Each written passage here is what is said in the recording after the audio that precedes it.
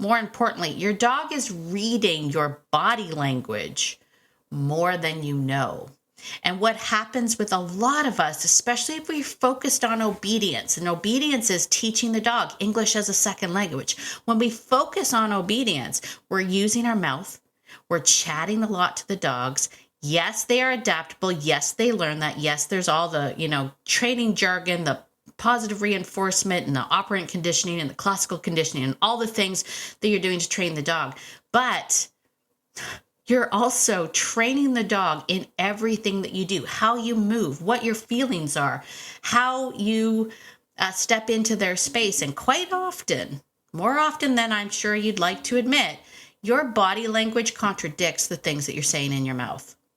In your mouth, out of your mouth. Your mouthpiece. Yes, that one got away on me a little bit, but hang on for the ride. We are finally here at the third and final piece of our Untrain Your Dog to build a better, beautiful bond. You know what? Let's just get into it. Ready to have a calm and peaceful life with your dog without the stress of those fear-based behaviors?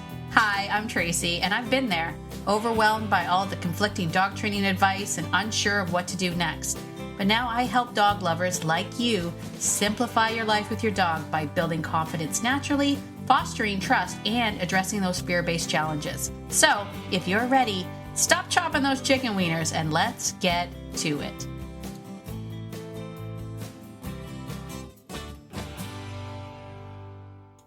Hey there, friend. I just wanted to set the record straight here and let you know that the Fearless framework is not meant to replace your obedience training.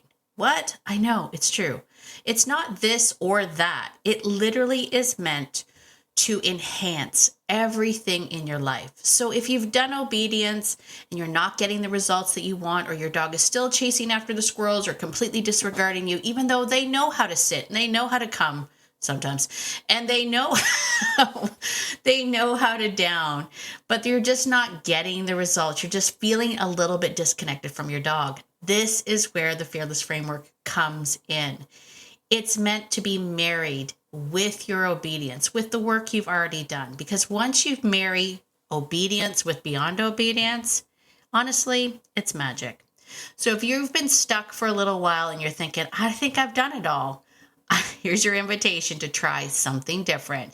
Join us over in the Fearless framework. Go to beyondobedience.ca/fearless.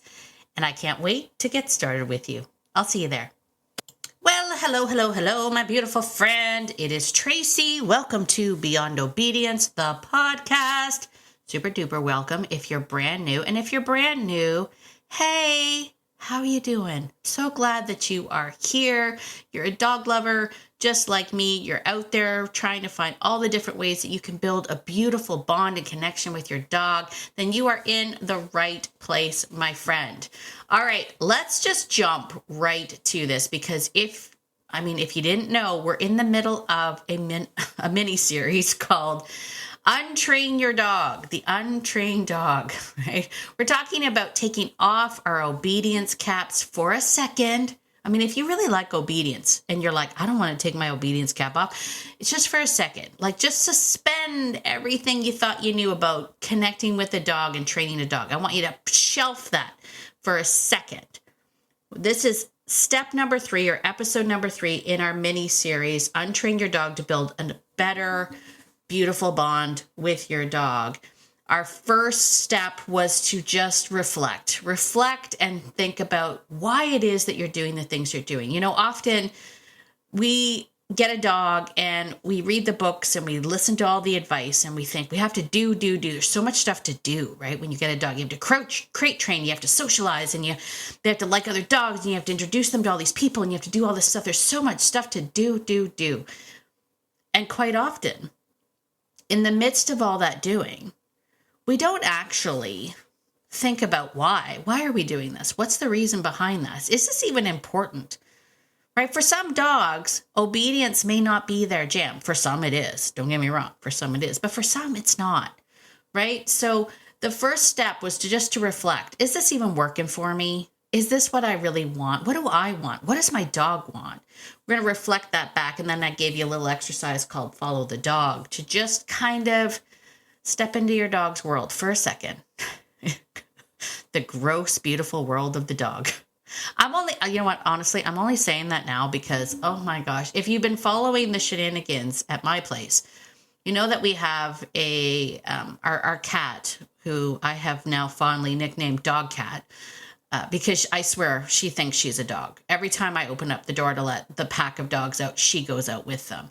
And today she even tested it because I was like, you're not going to want to go out there. It's raining. But nope, she did. Not only did she go out there, she went out there and she played with the dogs in the rain. A cat in the rain.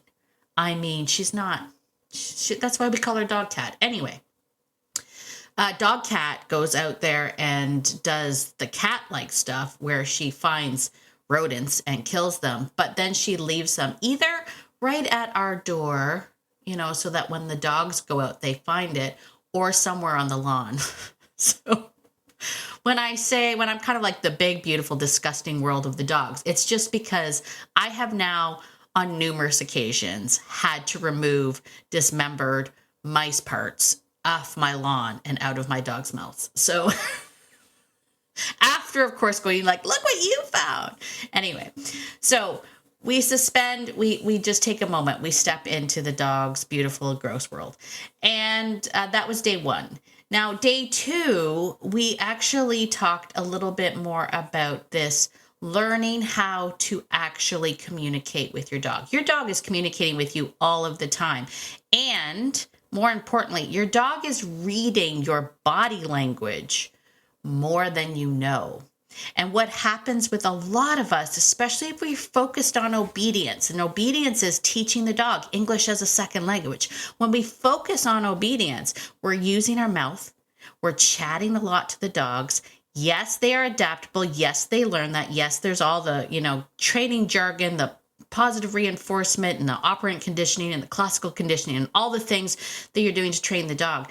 But you're also training the dog in everything that you do, how you move, what your feelings are, how you step into their space. And quite often, more often than I'm sure you'd like to admit, your body language contradicts the things that you're saying in your mouth.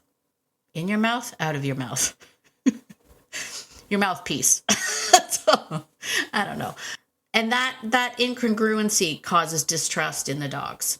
So step 2 was actually taking a moment to be quiet, focusing on your body language, your energy, your intent. What's going on in your mind?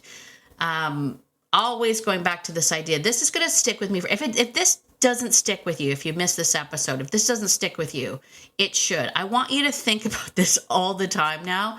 Dogs can smell your thoughts. Dogs can smell your thoughts. Dogs can smell your feelings. Dogs know what's going on in that mind of yours.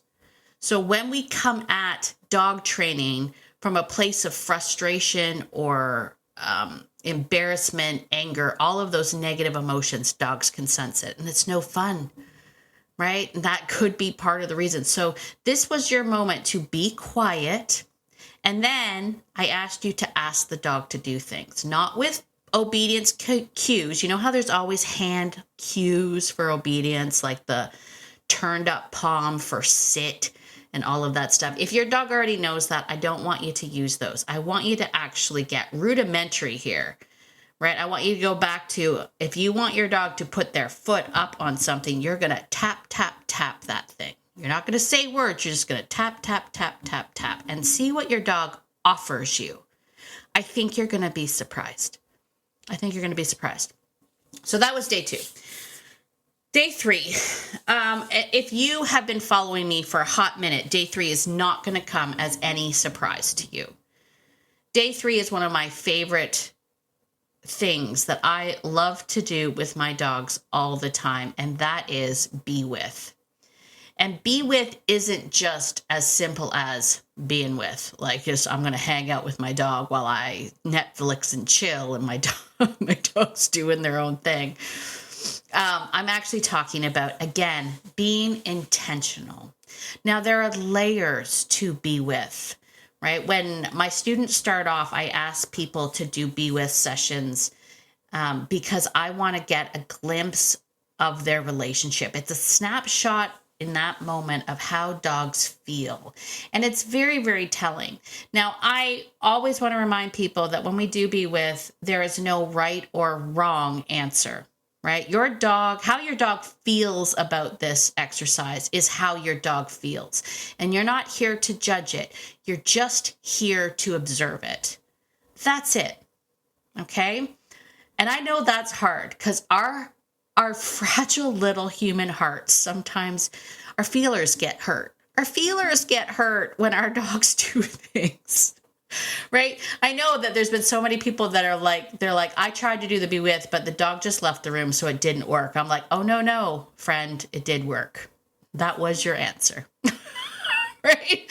That was your answer. Your dog was like, if you're not actually going to actively do stuff with me, if you're not going to be constantly micromanaging me, talking to me, playing with me, touching me, whatever, I have no use for you. And that is a how interesting moment. That absolutely is a how, again, not right or wrong. You can't tell your dogs their feelings are wrong. Okay? Don't tell your dogs their feelings are wrong. Their feelings are their feelings, and you're just there to observe it. So day 3 is all about really embracing this idea of be with. Now, if you've never heard of be with, this is a combo for me. I learned it first with natural horsemanship when I was working with horses. And then later also learned it from my friend and mentor, Nelson. So this is kind of a hybrid. I kind of incorporate both modalities when I talk about be with.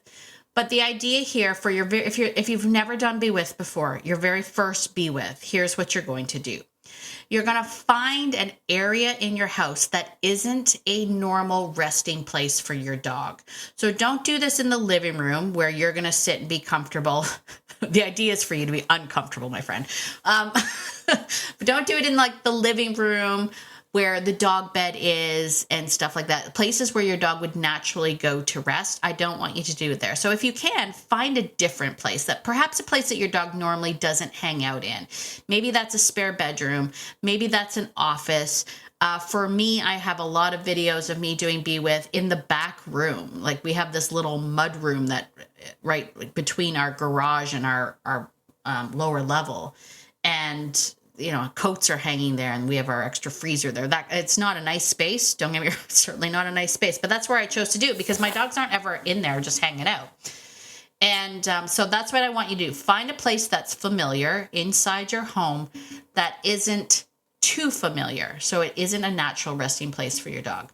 Then you're going to sit preferably at dog level. Now, hear me when I say this. There are going to be some people like me. Put your hands up.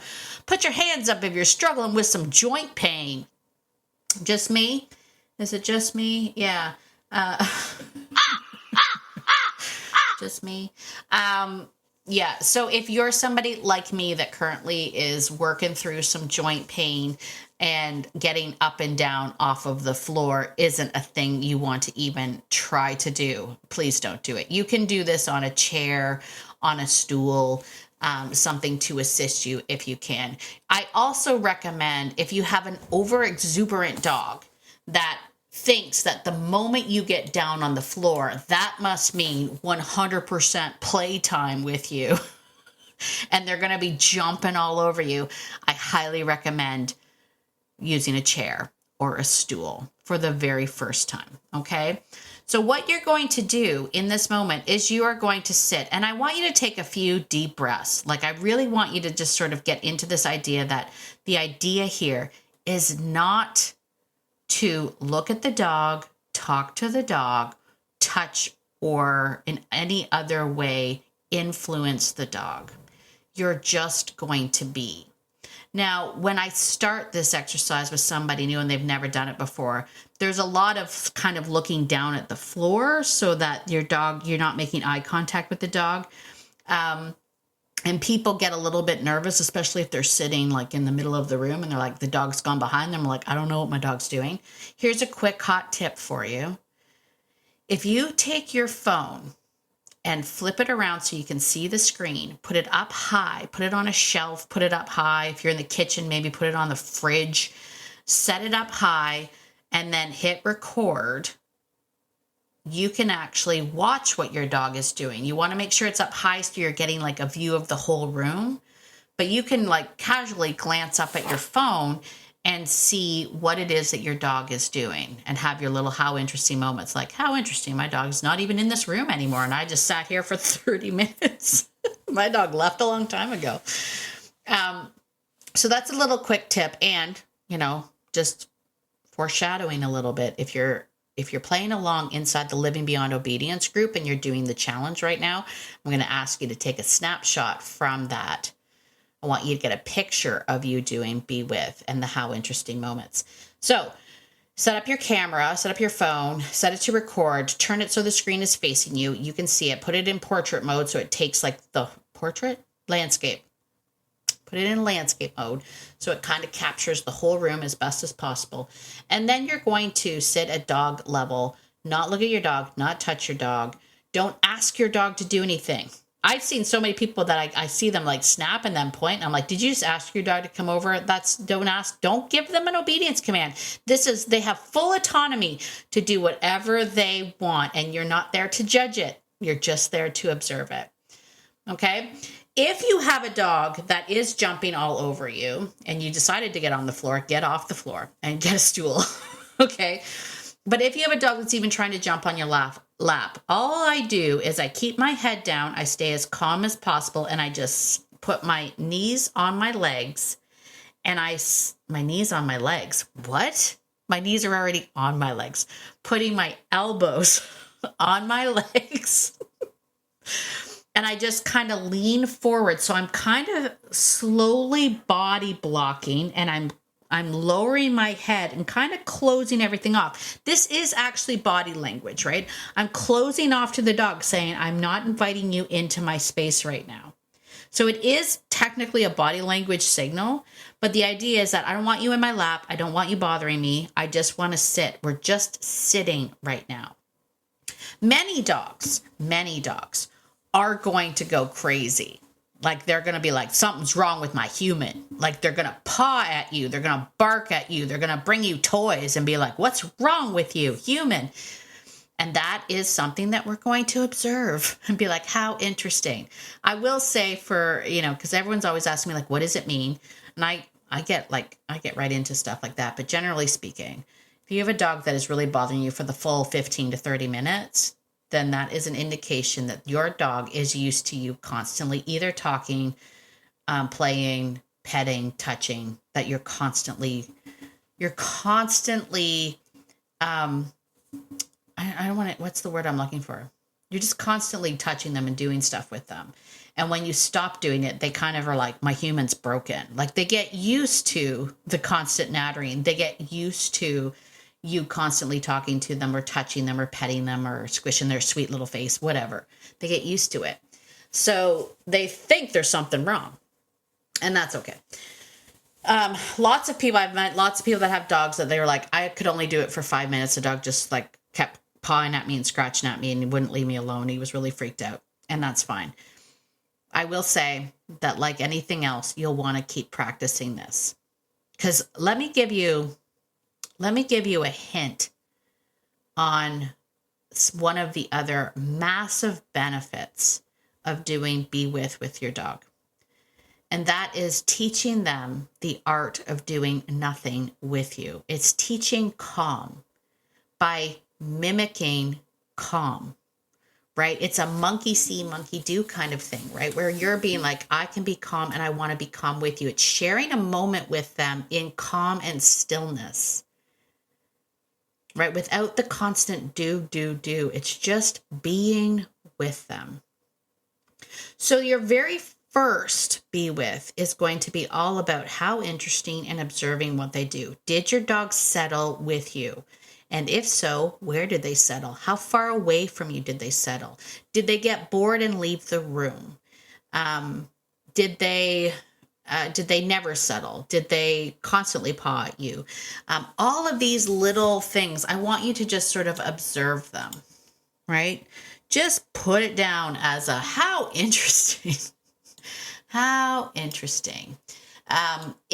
If you want to try it again, let's say, for example, your dog leaves the room and you're like, and never came back. How interesting. But then next time, maybe consider shutting the door.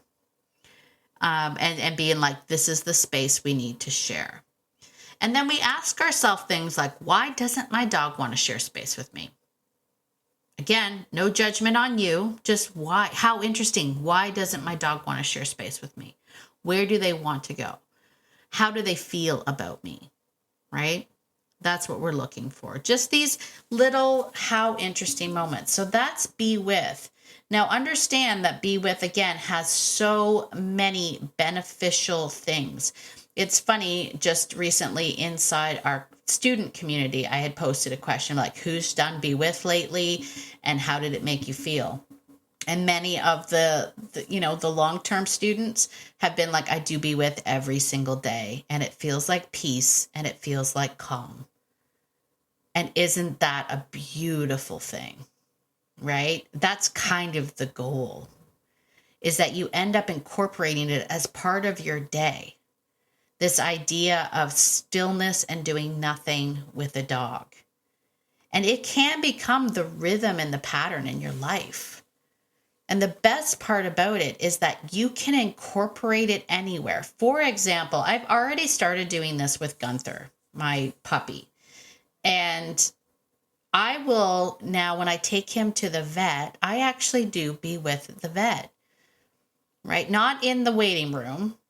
I mean, I observe him in the waiting room, don't get me wrong. But, there's usually those moments where they put you in the little exam room, and it takes a bit for the vet to come in. I take that moment. I sit on the floor with my dog. I take a few deep breaths. I really center myself.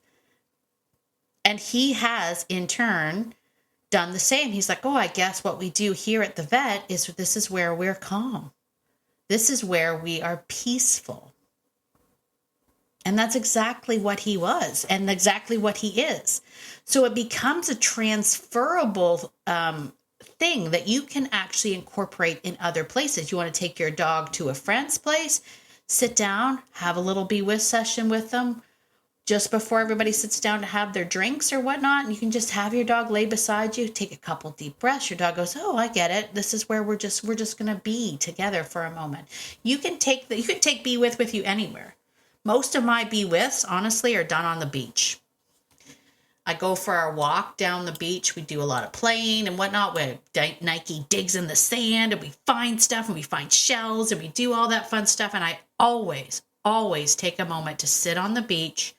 My dogs all settle around me and we do a be with. We watch the ocean, we dog watch, we people watch. We just, even just thinking about it made me sigh. See, like it becomes a place of peace and comfort, and it's something that is truly transferable. And honestly, it's my favorite thing to do with dogs. It's my favorite thing to do with dogs.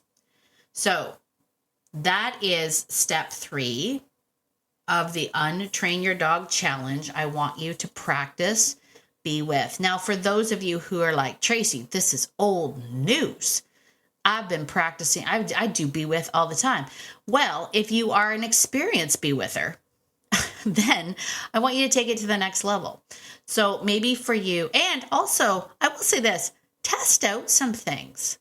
Like if you, for example, let's say you sit on the floor with your back to the wall or your back against the edge of the bed or something like that. What happens if you move into the middle of the room? What happens if you turn your back at the door?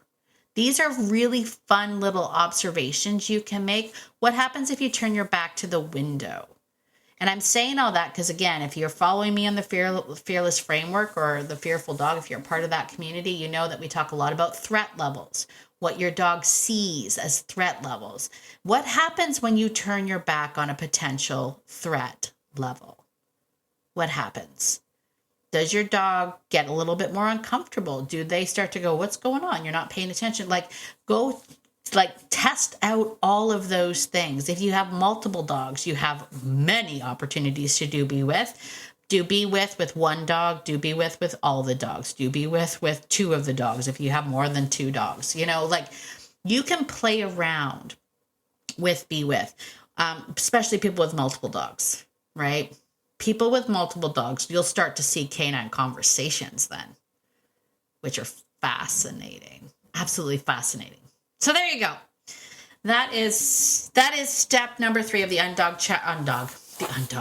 the Untrained Dog Challenge, and building a better bond, allowing yourself to take off your training hat and just experience the dog, right? Start to experience the dog, experience your presence in your dog's world. How can you influence the dog? Remember Nelson's famous quote, if it's not famous, I'm making it famous.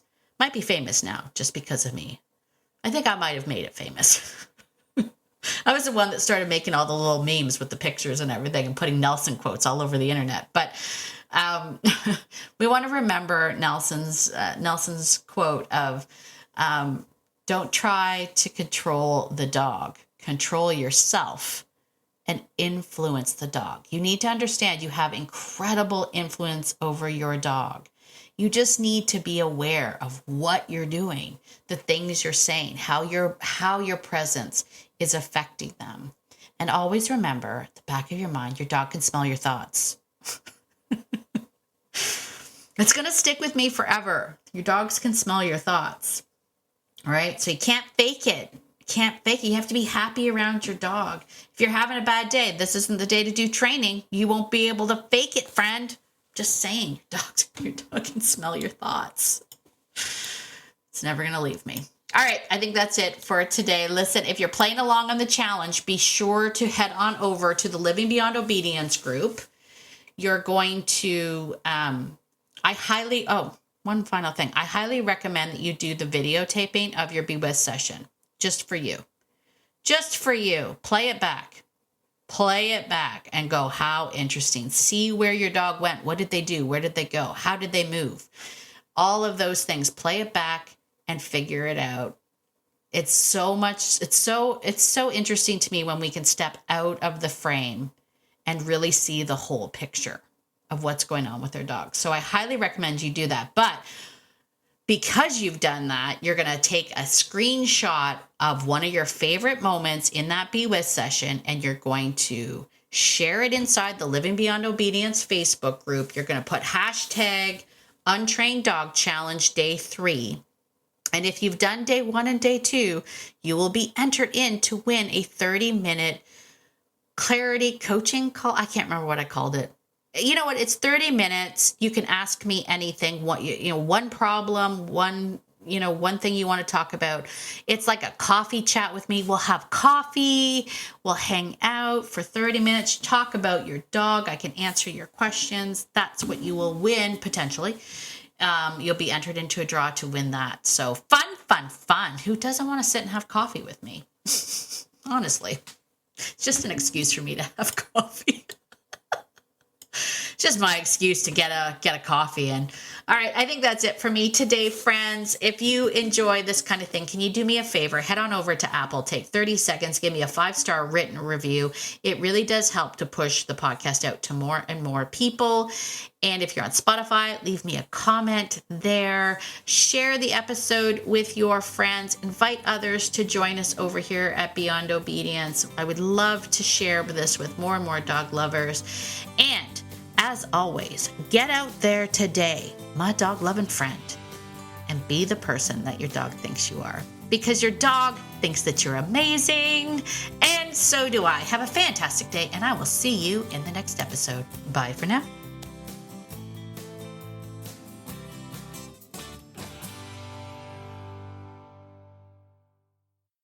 Oh, and one more thing. This podcast is meant for entertainment and education purposes only and is not meant to replace hands-on professional training. If you're really struggling with your dog, please reach out to a professional in your area. All right, I think that's it. Bye for now.